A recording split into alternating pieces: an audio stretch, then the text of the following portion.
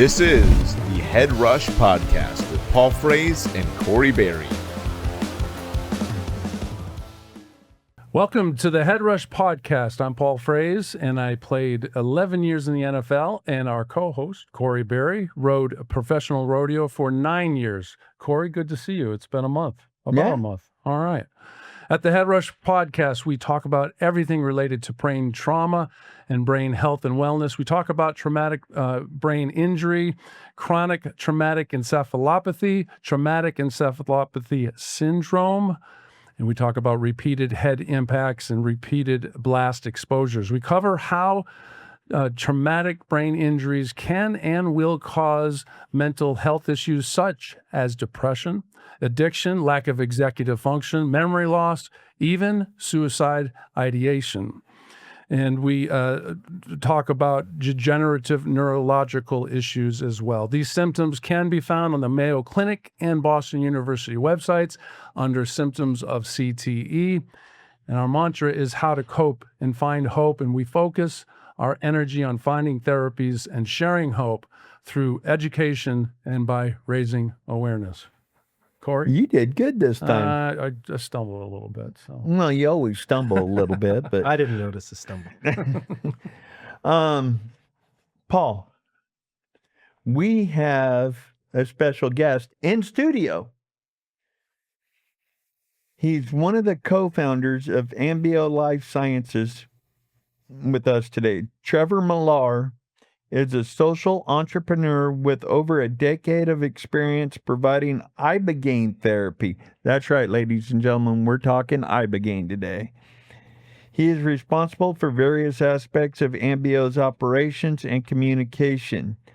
He previously served as a board member and co-founder of the Canadian Psychedelic Association, and from 2018 to 2021, was on the board of directors for the Multidisciplinary Association of Psychedelic Studies, MAPS, in Canada, where he acted as chair of the board for over 2 years. Trevor was featured in an award-winning documentary called Dose. Dose is about using magic mushrooms and iboga to treat addiction, anxiety, depression, and it was released in 2019. And you just finished another one, correct? The big documentary right now is called In Waves and War, and it's on Netflix. And it followed 3 Navy SEALs through a healing process with Ibogaine. That's incredible. Was that part of the Stanford trials? Yeah, it features the Stanford study in there, and those 3 guys were not a part of the Stanford study, but it cut into clips of the guys who did go through the Stanford study, which was a study of 30 guys who were Special Forces veterans. They needed a traumatic brain injury to get into the study. And then they went to Stanford prior to coming to Ambio. They got brain scans. They got a battery of other tests. Then they went immediately to Stanford afterwards for more tests, and then a month follow-up as well. And the pre-brain scans were clearly showing traumatic brain injury. Post-brain scans showing it was largely reversed, if not entirely reversed in some of those guys. Amazing, because we're going to go dive deep into those results that you've had, through that study, and also you've been talking to us about some incredible things that happened down in Tijuana with Ambio. So I'm going to share a few sentences explaining what your team does at Ambio. Ambio's clinics have become centers for research and the cultural introduction of Ibogaine therapy. And their founders have a combined 40 years of experience leading the field in a variety of ways, from the programs that they offer to training and sustainable medicine sourcing. So this is all plant-derived medicine. Yeah. So they can address a wide range of concerns, including, number 1, drug detoxification and addiction recovery. Number 2, traumatic brain injuries and emotional trauma. 3, neurodegenerative conditions, pain, and other concerns. And they also work with many who are interested in approaches to, number 4, psychological optimization amongst high performance special forces operators, professional athletes, executives, and artists. So we're going to do a deep dive for the next 57 minutes, I think. Welcome, Trevor. Thank you. Great to be here. Nice to see you guys again. Yeah, that's a lot to unpack there, Paul.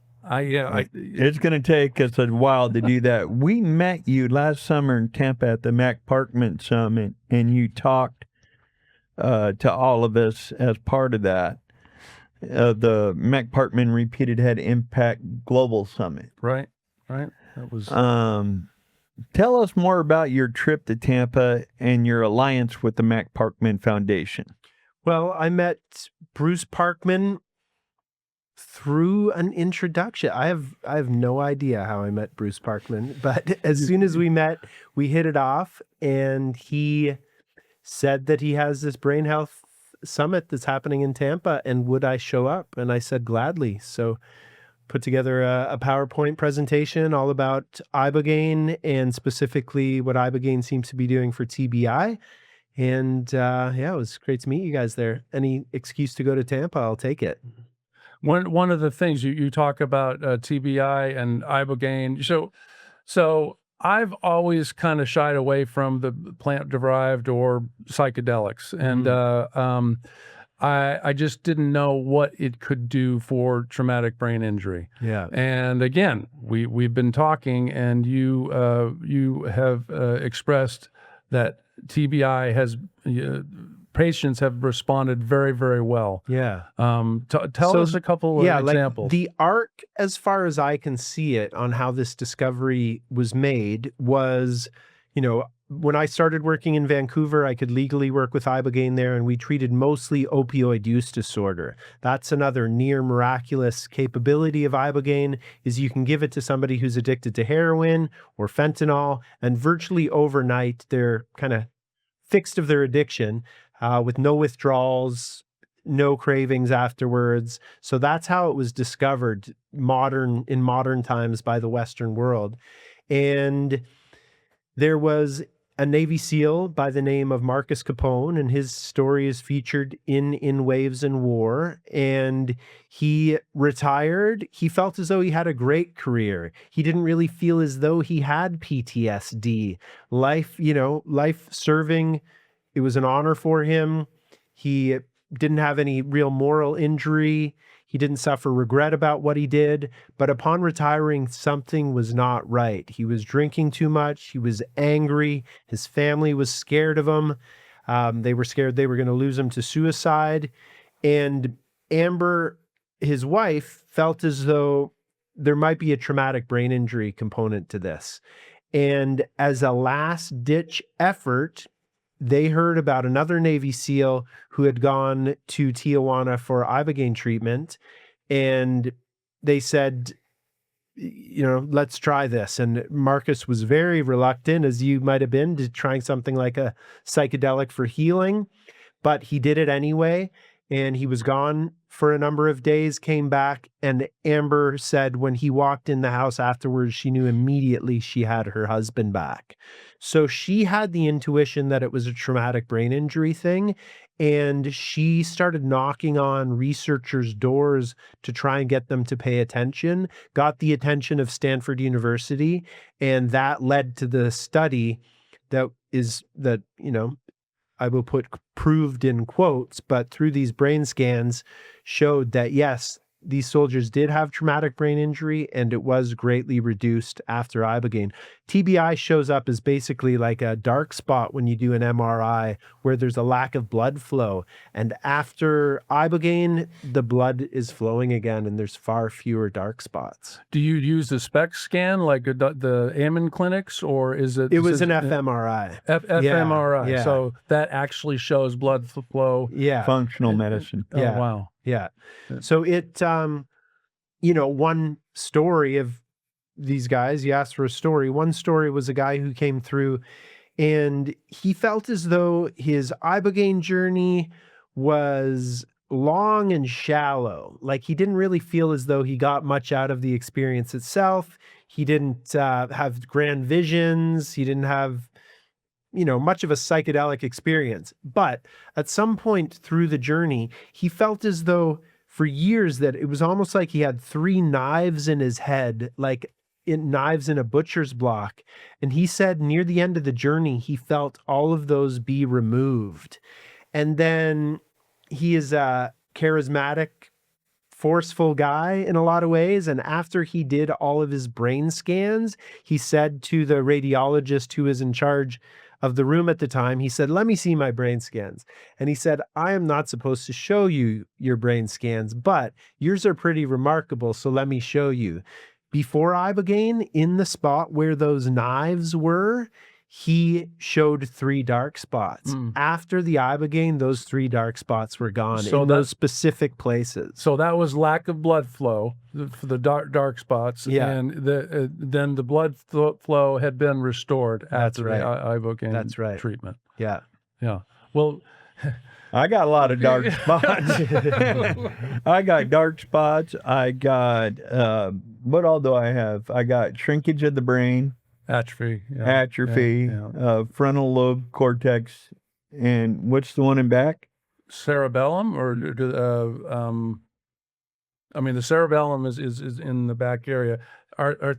I'm sorry. Yeah, occipital lobe. Yeah. Occipital lobe damage. And you have brain scans to show that? Oh, yeah.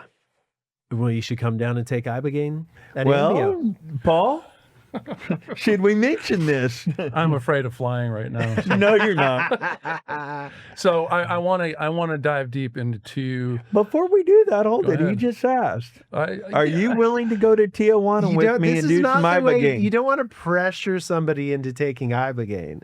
You can come alone. You will be perfectly I need help capable to fly. Do you? Oh, yeah. Well, he could get you to San Diego at least. Oh yeah. But And we can get you across the But border. how many years in the NFL did you say?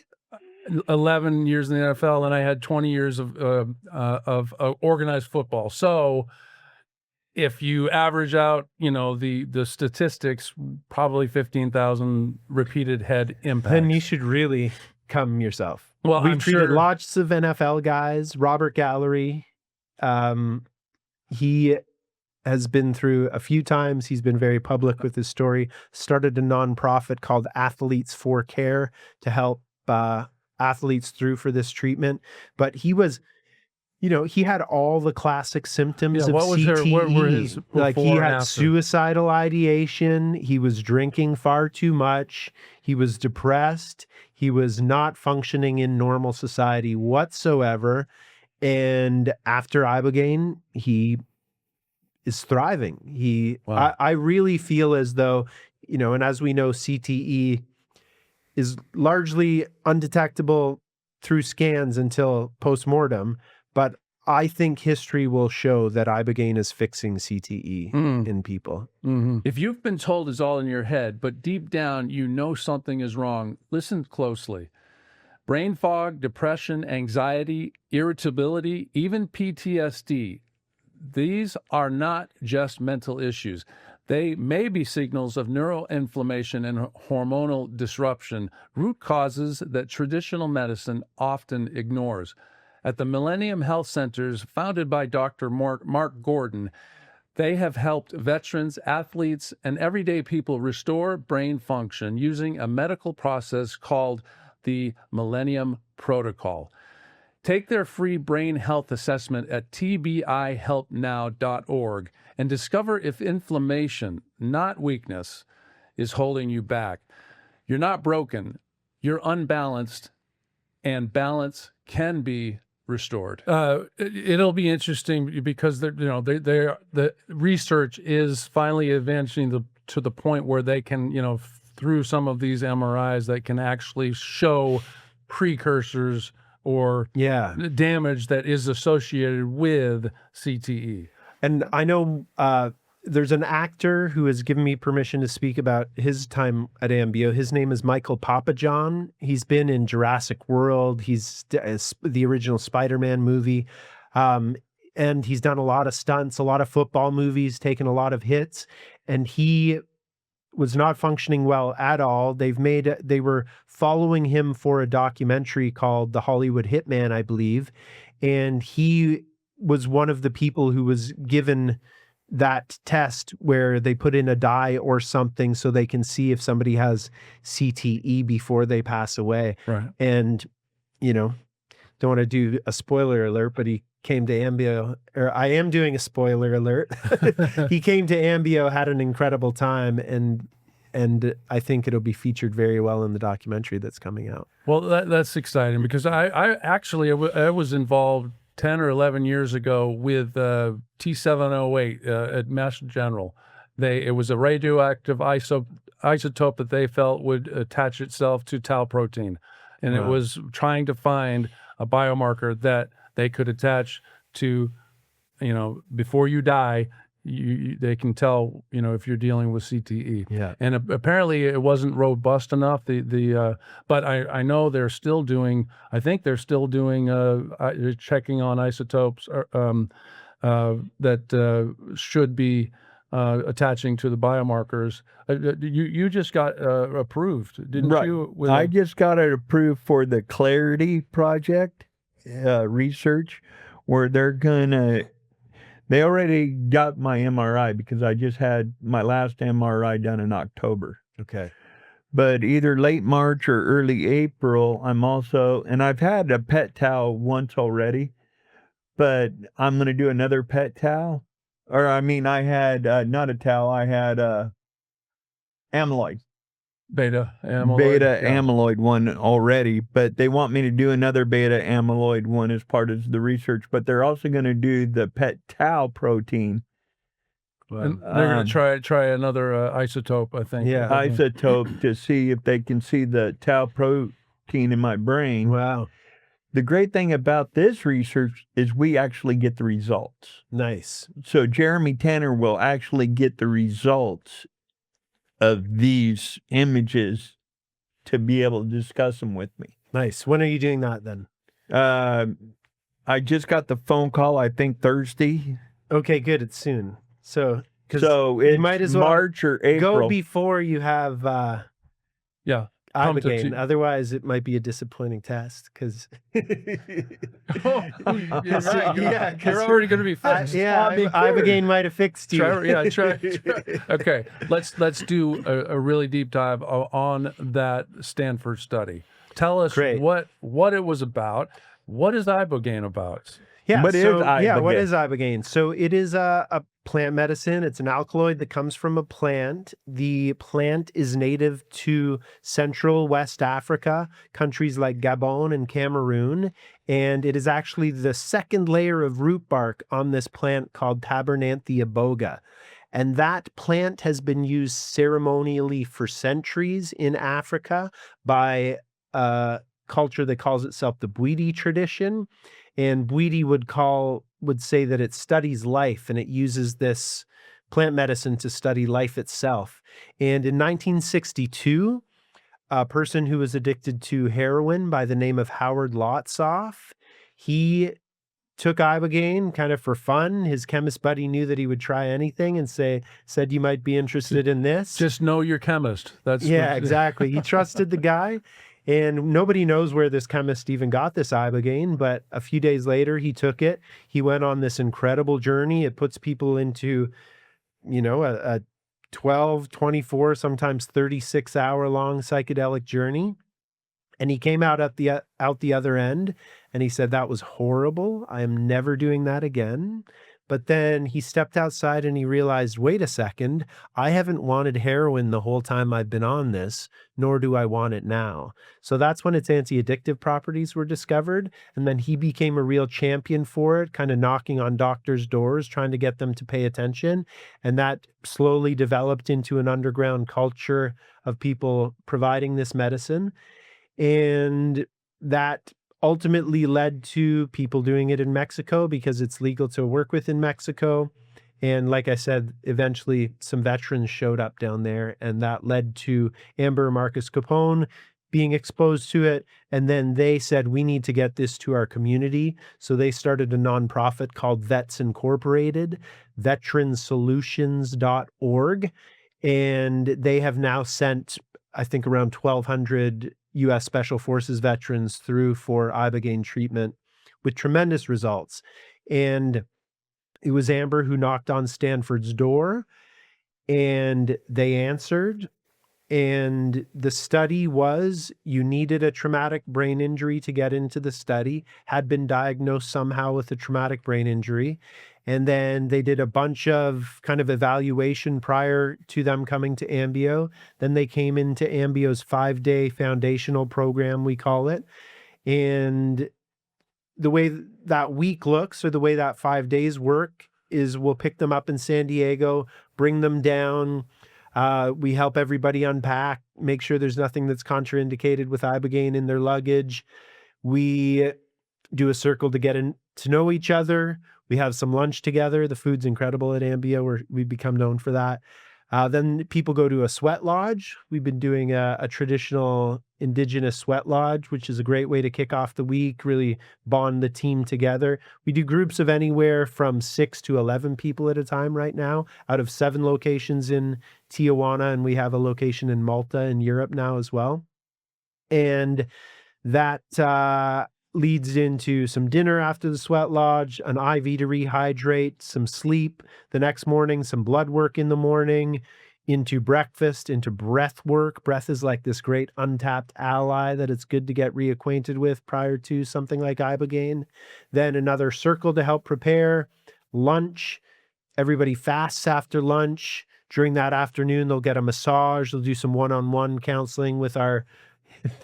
You like a good massage? Oh, yeah. We have this incredible masseuse in Tijuana. I'll make sure you get him. I got a bad neck, so. Yeah. So sometimes bad necks get fixed after Ibogaine as well. A one-on-one sit-down with our on-site therapeutic support, an IV prior to Ibogaine at about 7 o'clock with some magnesium in it. At about 8 p.m., everybody circles up around a fire, and that's when the first dose of medicine is administered. And then everybody lays down in the treatment room. Everybody gets their own mattress. And basically, they go into themselves for about 12 hours. They'll have a blindfold on. Ibogaine has been known, is called oniric, which means as related to dreams. So it can be visionary. It's almost like a lucid dream type experience. You might see things. People, might see things from their life previously, maybe be brought back to specific traumatic events to have them kind of healed and cleared up.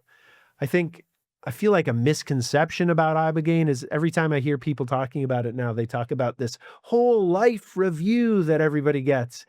You might review a thing or two. Maybe there are some people that get this whole life review, but some people don't even get visions. So the cool thing about Ibogaine is you don't need to have visions for it to work for you. Auditory hallucinations are super common. You might hear things, might hear people talking in the room, and when you look, there's nobody saying anything. We play a great playlist while they're on the medicine.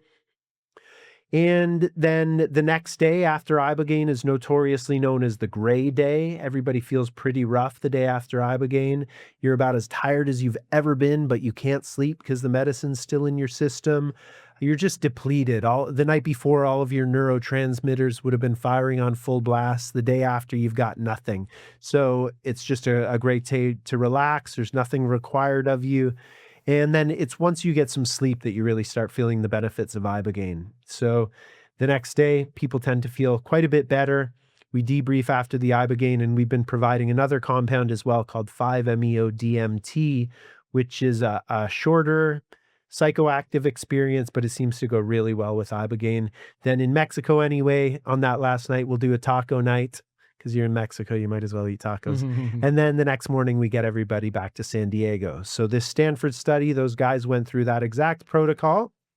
Then after leaving Ambio, they went to Stanford, did another MRI, and did other tests to measure things like depression, anxiety, PTSD, and disability. And then there was a 1-month follow-up as well. And the first paper that got published out of that, I believe there have been 3 papers now, but the first paper measured the PTSD, depression, anxiety, and disability scores, all went from almost off the charts down to next to nothing after just 1 dose of Ibogaine. And the cool thing was the disability scores, they really didn't improve immediately following Ibogaine, but the 1 month follow-up indicated that they improve pretty dramatically. So Ibogaine stays in your system.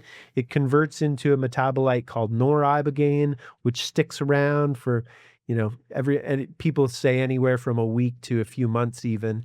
And it upregulates growth factors in the brain. We know that. And people see remarkable transformations. When you talk about growth factors, and I want to get a little bit into the science as well, growth factors like BDNF. GDNF and BDNF. Okay, so seem to get upregulated. I'm gonna ask you can you explain the BDNF and the GDNF? I am not a scientist, but they are growth factors which lead to your brain and your neurons being able to grow better. It's the neuroplasticity, the dendritic communication, or all that fun stuff. And it seems to upregulate it, meaning it almost creates a positive feedback loop. So once you've got that in the system more, it can produce more of it in the system, and it continues to make changes neuroplastically. Mm-hmm. But there was a study that was done recently, and it measured the neuroplasticity of a bunch of different psychedelics like psilocybin. I know for sure psilocybin was on there. I won't speak to what other ones were on there for sure because I can't remember. But it basically showed that the neuroplastic window was, a week to 2 weeks for a lot of these. With Ibogaine, they needed to finish the study before they saw the neuroplastic window close. So it's a really remarkable compound. We know that it's working on the physical system more than we've seen with other psychedelics. Other psychedelic therapy seems to be really great at healing psychological issues. And I think there is some impact on the brain and neurological systems, but we know for sure that Ibogaine is doing more to the physical system than your average psychedelic for sure. Millions live with depression, anxiety, fatigue, or emotional chaos, believing it's permanent. It's not. The Millennium Protocol targets hidden inflammation and hormone disruption caused by trauma, stress, and time. Created by Dr. Mark Gordon, featured multiple times on Joe Rogan and the HeadRush Podcast, plus the documentary movie Quiet Explosions, this approach has transformed lives once written off as hopeless. Visit tbihelpnow.org and take the 10-question brain health assessment. Healing is possible. Your story isn't over. Let's begin again with your brain. So let's break this down a little bit. But before I do that, we've had a couple of our guests that are friends of Ambio on our podcast. Yes. And I know I talked to one of them, and I'm not mentioning names just because I didn't get their permission to mention them. But I talked to one of them that was a Navy SEAL. And I was like, dude, what do you think? He goes, 100%. I'd do it tomorrow if I were you. Mm-hmm. And I said, well, is it better to go through? He goes, I'll tell you right now, and you'll probably know who it is the minute I mention this, is if you don't go through the Millennium Health Protocol first, okay, you're an idiot. So if you go through the Mark Gordon, the Millennium Health Protocol, and then go do the Ibogaine, you're going to get so much more out of it because now your hormones are already starting to be regulated. Everything's starting to, the inflammation's starting to come down. And so he says, and then you go do the Ibogaine after that.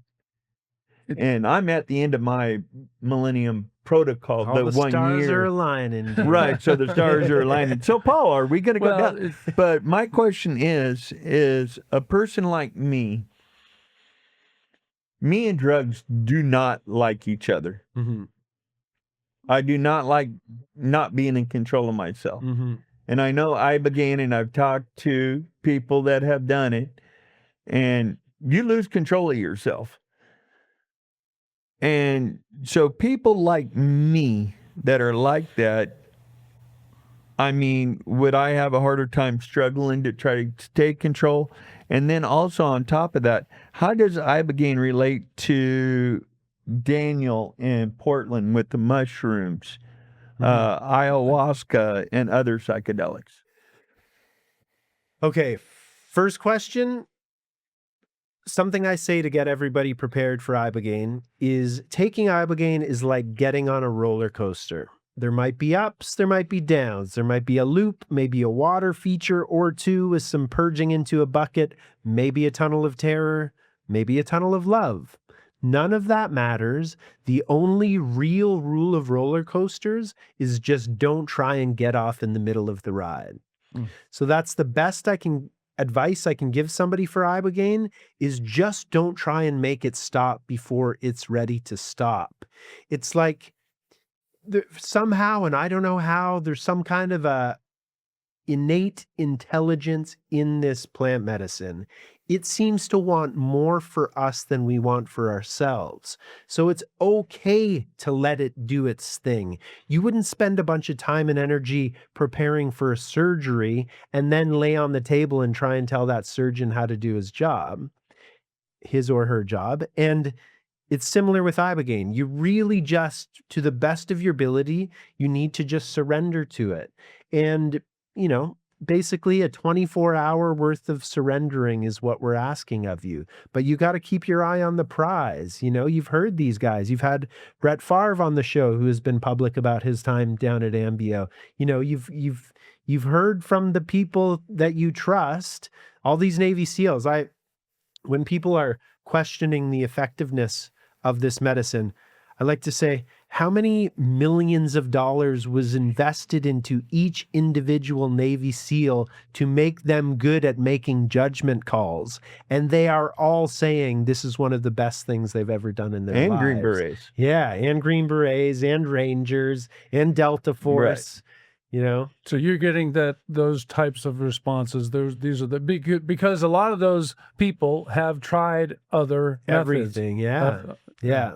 And they're saying, hey, this really was well worth it. This was the best thing that I've ever done for my health and wellness. Yeah. Because it's all about recovery for somebody who is suffering. Yeah. You know, this is not just to go down to Tijuana and take a journey. Yeah. No, it's work.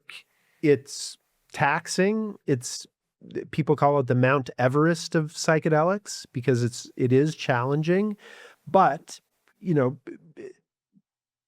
kind of somewhat famous, Instagram famous at least, and beyond, people that have been public about their time at Ambio are people like Sean Ryan. He hasn't had a drink since he came through Ambio. Really? It's dramatically changed his life. Tony Cowden is a former Green Beret. Patrick Flatley is a Green Beret with an incredible story. Oh, yeah. He was at the end of his rope before Ibogaine. DJ Shipley is featured in Waves and War. Matty Roberts featured in the same. He was a very reluctant guest of Ambio. His life has been made better.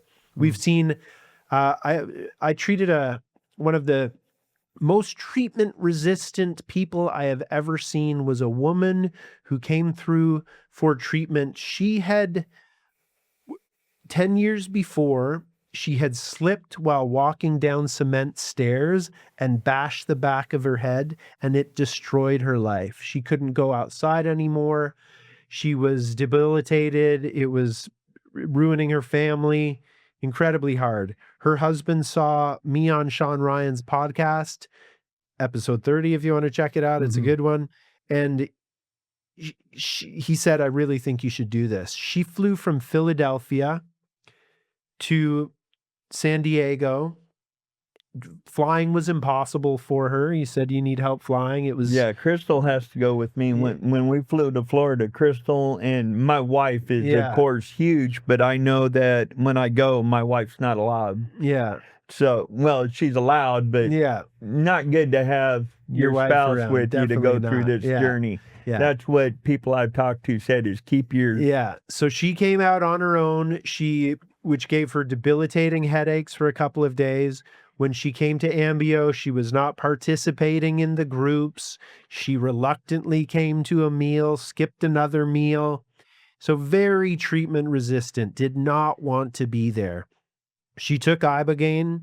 The next day she said, I want to go home. I'm like, well, you need some sleep first. At least get some sleep. And then if you want to go home, I'll get you back to the hotel. You can do whatever you want. So she did leave the next day. And then her husband, she would have left on a Thursday. I encouraged her to wait just one more day to finish the program on Friday. She didn't want to. So she didn't do the 5-MeO DMT component of it. She went home. I get a call from her husband on Monday saying, I have a list of 19 things that is already improved in my wife. And she has now become a huge spokesperson for Ibogaine. So yeah, so she basically considers herself completely healed now. And like her whole family was on pins and needles. Like even they went out for ice cream or something shortly after she got home, and her granddaughter is like, because it was a busy ice cream shop, her granddaughter is like, Nana, do you need to go home? And she's like, no, I'm completely fine. So her entire family had been conditioned to make room for these symptoms of TBI, and now they don't have to do that whatsoever. So now what's the difference between mushrooms, ayahuasca, and the other psychedelics? I'll tell you a funny story to describe that. So I was on a panel for a psychedelic medicine conference in Toronto many years ago, before I started Ambio. And I had run another Ibogaine company in Vancouver before that called Liberty Root. And it was a lovely panel. And one of the people on the panel was a Nicaraguan kind of shaman woman. And she seemed pretty legitimate. And somebody asked that question, what's the difference between the medicines? And her colorful answer was, well, the mushrooms we call los niños, the little children. They're playful. They're fun. They can still do great healing, but we call them los niños. And ayahuasca, we call her the grandmother. And that's a very common term for ayahuasca, is the grandmother. And she called cactus like peyote in San Pedro, she called that the grandfather. And I've sometimes heard iboga referred to as the grandfather. So I kind of looked down the row at her and I said, well, what about iboga? And she goes, oh, it's the master. So, there's one answer, but mushrooms are incredibly powerful and therapeutic. To take a 3 to 5 gram dose of mushrooms, put on a blindfold, put on headphones, go deep into yourself. I probably sat for about 100 people doing that. When I couldn't work with iboga in Vancouver for a couple of years, I did sit for a lot of people on mushrooms. I've seen it completely knock alcoholism and cocaine addiction away, gone. I've seen it completely cure OCD. I've seen Ibogaine do these things as well, but I'm just saying mushrooms are awesome. Mushrooms are also fun, to be brutally honest, recreational drug consumption is how I got into this line of work. When I grew up, LSD, and I grew up in Nancy Reagan's Just Say No to Drugs era. I thought for sure I would just say no to drugs. But something in me was always like, yeah, but the Beatles seem cool and they seem to like that LSD stuff. So my first opportunity to try LSD, I did. And it seemed kind of remarkable. And I remember saying to my friends one time when I tried it, I'm like, this is what adults have forgotten that has made the world so messed up. Like there was just some kind of a therapeutic lesson that came through, even though I had no idea that it could be therapeutic, although LSD as well, invented by Sandoz Pharmaceuticals in the mid-1950s, was sent out to every psychiatrist and psychologist that was interested in the time, saying, we've discovered this unique molecule, you should try it out. One of the massive research institutions for LSD was in Weyburn, Saskatchewan in Canada. They used LSD on, I believe, over the years, 756 people with alcohol use disorder, with a more than 50% success rate on treating people with LSD. That's high. Yeah. That's very high. Bill W., who started AA, he wanted LSD added to the 12 steps before he died. Bill W.'s own spiritual awakening, which led to the creation of AA, was from a belladonna experience, also a psychoactive plant. If you or someone you love is living with Parkinson's, MS, or symptoms associated with CTE, this is worth knowing. Ambio Life Sciences offers a novel alternative medicine called Ibogaine and operates the only Ibogaine clinic in the world for people with neurodegenerative disorders. Many are reporting meaningful improvements in their quality of life after Ibogaine treatment. Interested? You can learn more about Ibogaine and apply at ambio.life.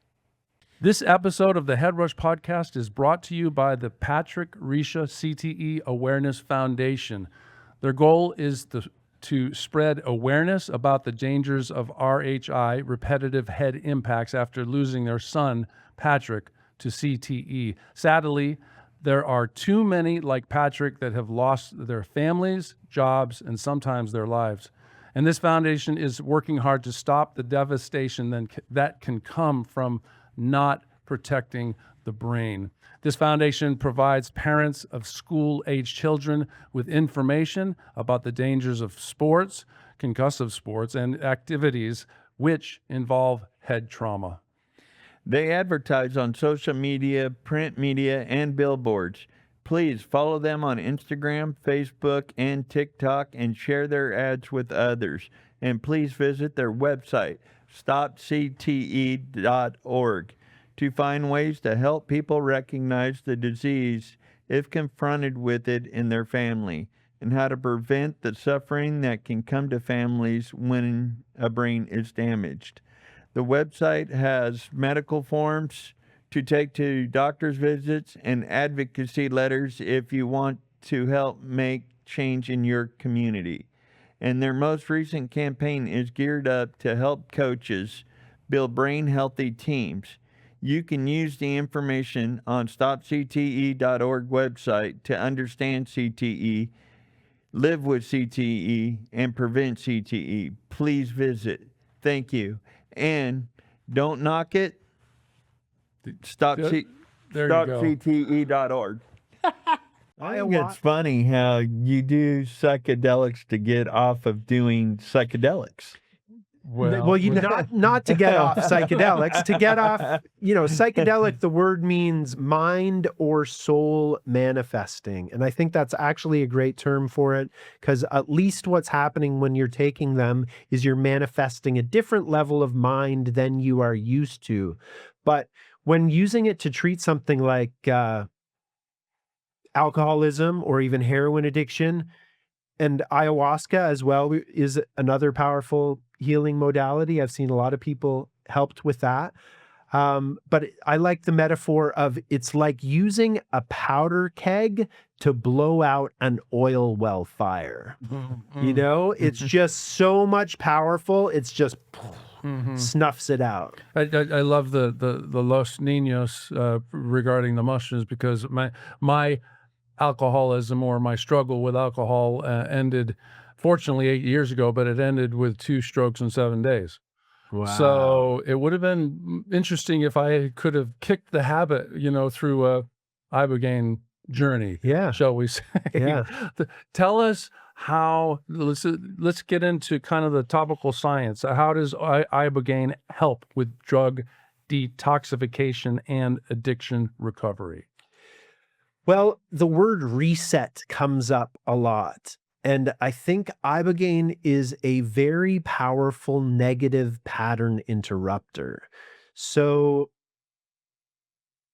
like, there's so little science on this right now, but it is a visionary plant medicine. So I remember one of the early clients that I worked with, she said that when she was on the medicine, she was shown herself, her body at the cellular level, and the opiates that she was using, she was a morphine user. It showed that on the cell, the opiate had gunked up the receptors, and it showed that the Ibogaine was able to come in and clean those receptors so that they looked brand new again. So that's one example. For me, I quit drinking because of an Iboga journey. I had no desire or intent to stop drinking going into this. I drank, as much as any average Canadian does, probably. We grew up with the drinking culture. No, the world never told me you have a drinking problem. I knew spiritually something wasn't right with the way I was drinking. And I went into a journey, and it was a journey led by a friend of mine who has been trained in Africa. And he had this guided way of taking people through an Ibogaine journey. And he had me fly into my front yard at the time, which was one of the treatment houses I was working out of at the time. And he said, find a tree. We had these two beautiful cherry trees in the front yard, and it was the time of year that they were flowering. So this beautiful pink flowery tree. And he said, go up to that tree. So this is all in my vision. I did so. He said, give that tree a hug. So I gave the tree a hug in my vision. And then he said, ask that tree what the purpose of life is. And I asked the tree what the purpose of life is. And the tree said, it's to flower.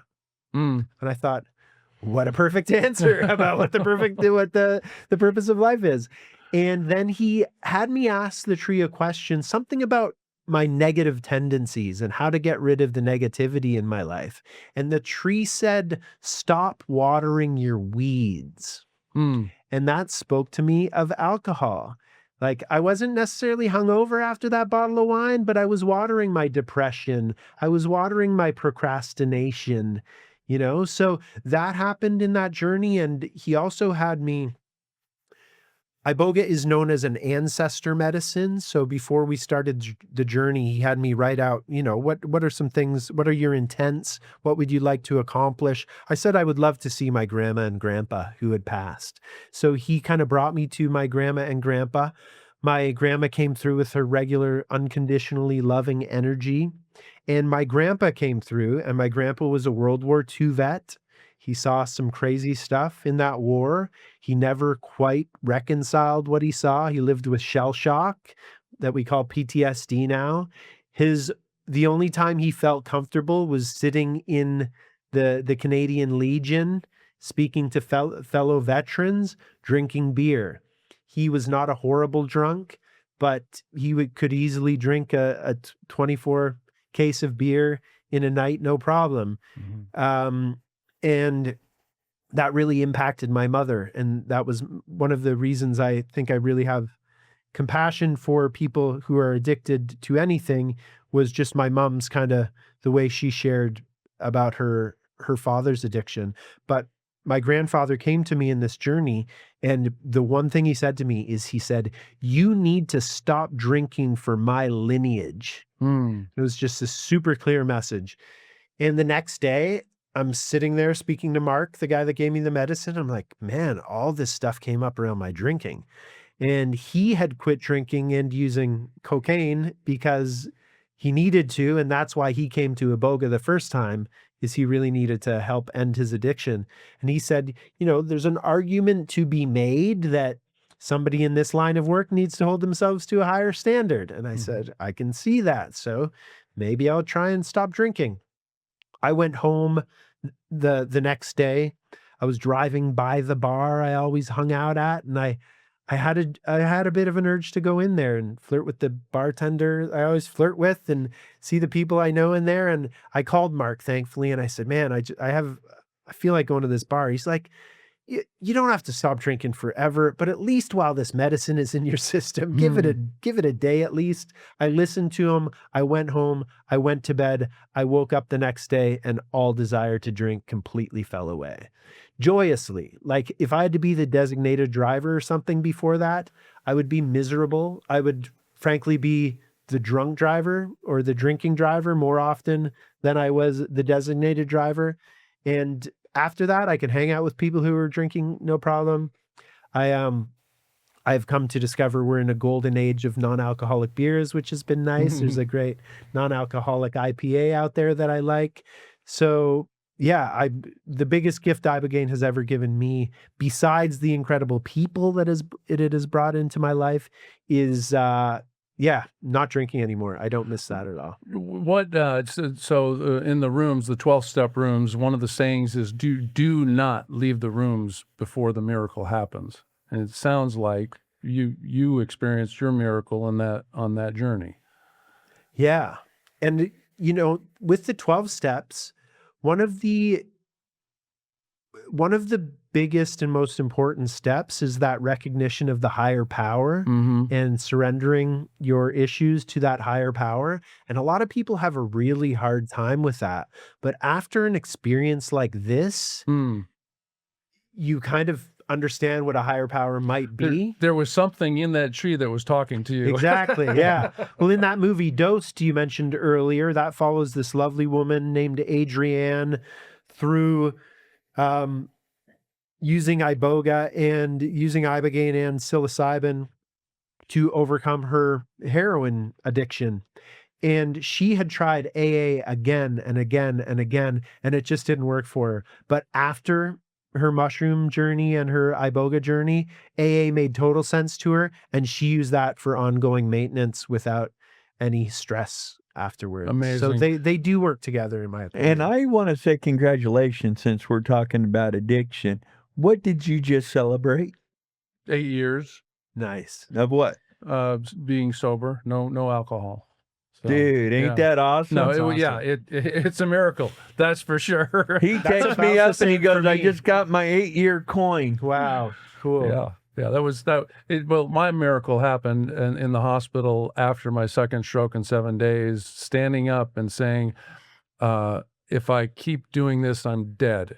I want the opportunity to walk my daughter down the aisle, and boom, Wow. boom. Yeah. 90 seconds of thinking about alcohol in the past 8 Surrendering years. to a higher power, even right. if it's just the higher power is, I want to see the future. Yeah. With my daughter. Well, and that's what happened with me. And you remember this, is for the 3 months after the last accident, I got in a major TBI in November of 2022. And I could tell you for at least 3 months, maybe a year, that I wouldn't be alive tomorrow. Wow. I couldn't guarantee it. And I finally got with the right doctors, Dr. Victor Kaetzer, and got with Christy and got with Crystal, who's sitting over there. And Christy Ferguson at Texas Health asked me, what do you want to do? I said, I want to walk my daughter down the aisle. Wow. I want to live long enough to walk my daughter down the aisle. So we made steps for me to do that. Nice. And because of everybody and everyone surrounding me, I was able to walk my daughter down the aisle. Beautiful. And, and it is that higher power. I do not believe you cannot deal with the TBI, you cannot deal with CTE, you cannot deal with brain injury without your religion. Yeah. I'm 100% convinced that God kept me alive for a reason. It wasn't because, I'll tell you what, I went out to the scene of the wreck and sat there. I've sat out in my round pen with my horse thinking about suicide. What's that one dream I had? I woke up and I could smell the gunpowder and the pressure in my mouth from eating a bullet. Wow. When you have signs like that, and I've never had suicidal thoughts, never until that accident. And now I am clinically diagnosed traumatic encephalopathy syndrome. I have proof of brain damage. I have proof of repeated head impacts. I have proof of everything. And I have for a long time, well, we were supposed to have you on a couple months ago, a long time wanted to get in with Ambio and go, hey, I want to hear this. I want it out of the horse's mouth.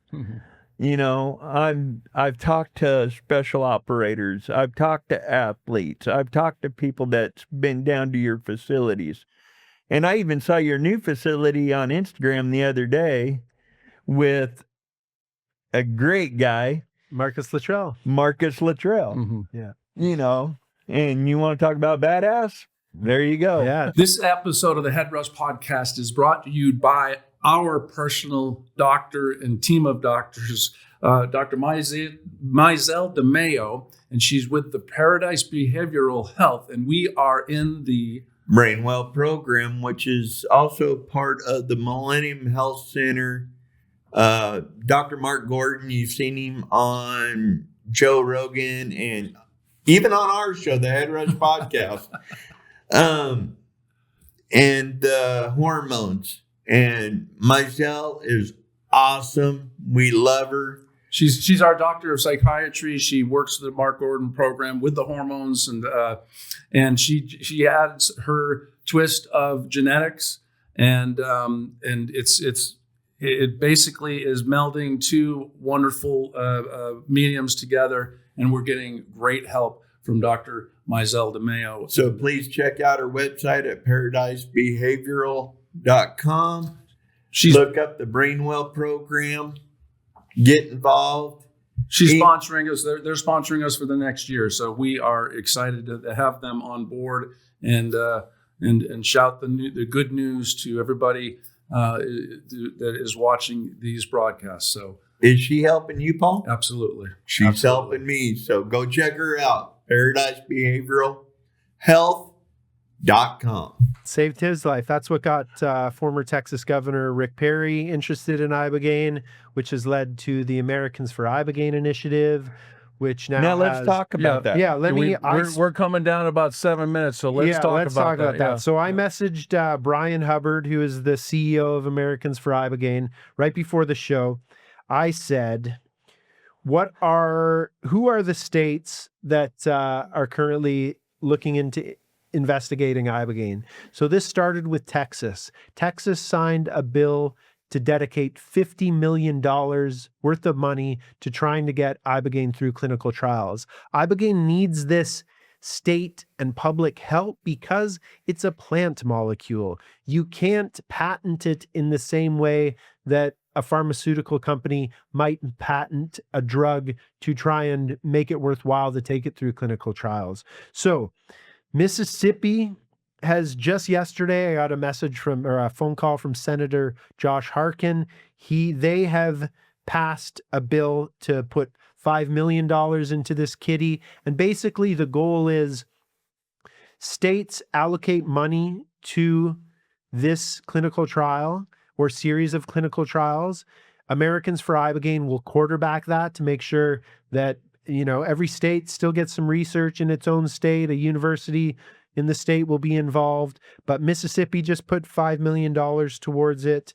Oklahoma has passed, Missouri has passed, Tennessee has passed and is putting money into it. West Virginia, I didn't know that. And then here are the other states pursuing Ibogaine legislation during their 2026 sessions. Alabama, Colorado, Oklahoma, Mississippi, I mentioned, Kentucky, Louisiana, Missouri, Michigan, Maryland, West Virginia, Idaho, Vermont, New Hampshire, and Oregon. So there's a lot of interest in trying to get this made into a pharmaceutical drug that will be available here. And what are the two states that are already done? It's at least Mississippi, Texas, Arizona. And I think so he says West Virginia passed House of Delegates 98-0. So no opposition. Wow. Passed one of 3 votes in state Senate. The subsequent 2 votes are to be scheduled. Mississippi passed the House of Representatives 110-1, so only one person opposing. Passed the Senate yesterday, 51-1. Amendments by the Senate are being sent to the House for consent vote, which will be successful. Oklahoma passed the House Health Services Committee unanimously and is now headed to the full House. Missouri passed the Health Services Committee 8-2. Hearing held by the Senate in Missouri 3-2, vote next week. Tennessee, bills referred to hearing in House Public Health Committee 3-10 and Senate Finance Committee 3-24. I don't think those are good numbers, but all other states have been filed or are in drafting. I'm actually flying to Columbus, Ohio to speak to a bunch of politicians, I think in a week or two as well. Well, and I just remembered Joe Rogan had Robert Kennedy on talking about psychedelics. Yeah. Did you see that? I did see it. Tell me a little bit about that.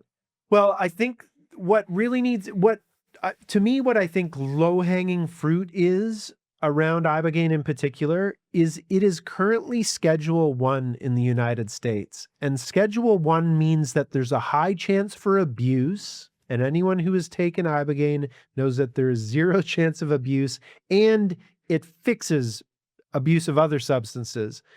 Plus, it says that there is no medical benefit. And Ibogaine clearly has medical benefit. It's all we've been talking about for the last hour. So I think to change the scheduling of it would be a really great move that Robert F. Kennedy might be able to pull off. But yeah, he seems there. He mentioned the FDA. The head of the FDA is very interested in making a path forward for psychedelic therapy, it seems. And so with this being said, Paul, me and Trevor talked earlier today. Okay, what type of pact are you doing? What's going on? He's willing to sponsor the podcast We would be honored. Absolutely. under one condition. Okay. In order to sponsor our podcast, we have to go do the Ibogaine. You have to get down there? Yes. We have to get down there. Everything you just heard, would you be game to go to San Diego? I don't put him on the spot like this. This is not a way to get somebody to take I'm on. just You don't asking twist after- their rubber arm publicly. Yeah. We'll talk about it. We'll have conversations. You know, I've done stuff worse on my own in college. So I don't know you've done worse. Well, I'm excited.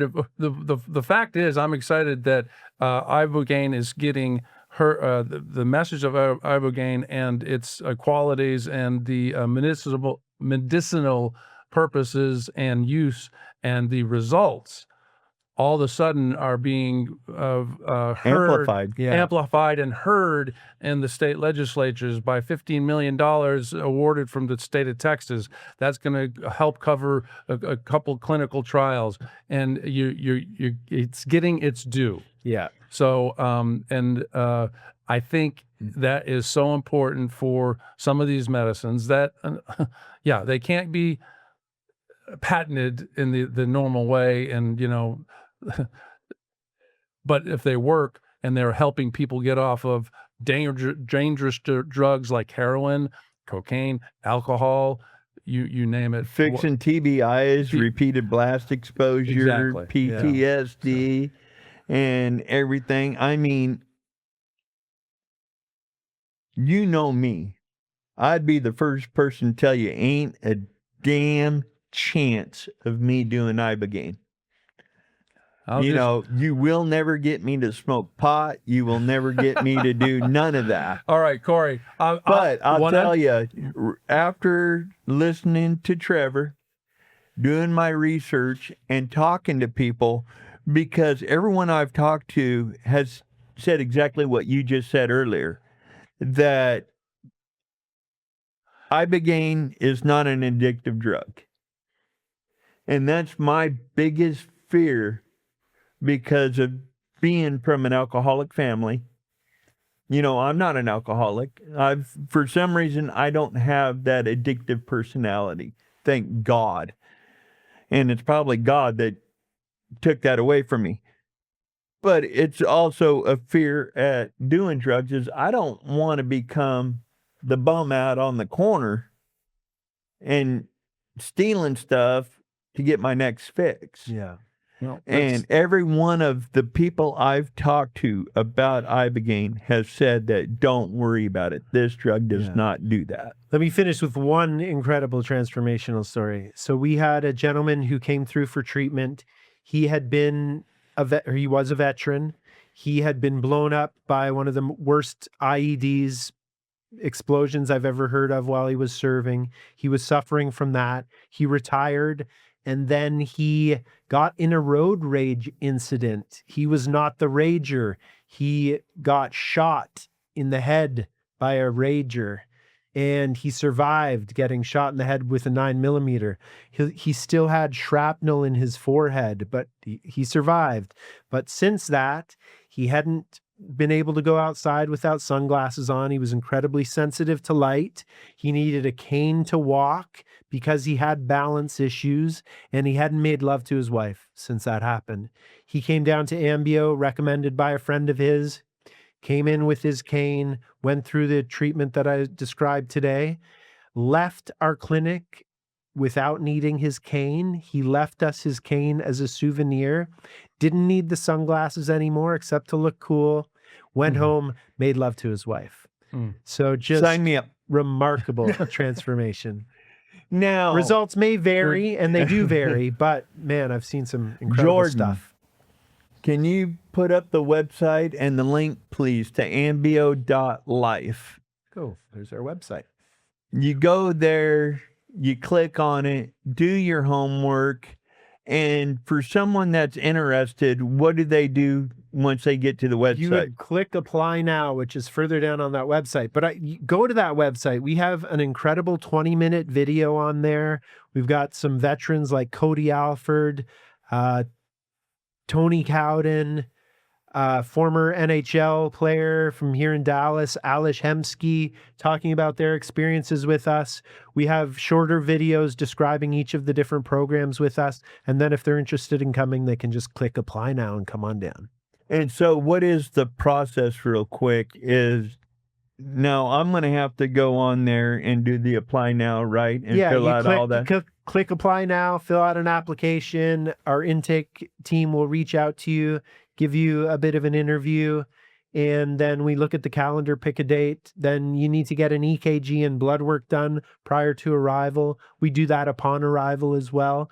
But it's relatively easy. I think the hardest part might be we have a bit of a waiting list right now, but you know someone, so I'll do what I can for you. Trevor, Right what an honor it has been to talk with you about this. And I know we were trying to do it sooner, but now was the perfect time, right? It really was. So it sounds like we always end with a word of hope. And that story that you just gave kind of and wrapped it up in a nice bow right now. So we appreciate everything you do at Ambio to bring life back to your clients and the people that suffer. And our veterans. And yep, absolutely. You know, there's nothing more important to me than our veterans. Mm-hmm. Yep. Them are the people that keep us to do what we do. Talk on a Absolutely. podcast, do Absolutely, Ambio, do all of this is because of our veterans. Absolutely. And we're going to have on our next show, we're going to be recording with a colonel and Bowling. Colonel Bowling, and we're excited for that show as well. So Right. Awesome. thank you, Trevor. All right. It's been a Thank pleasure. you.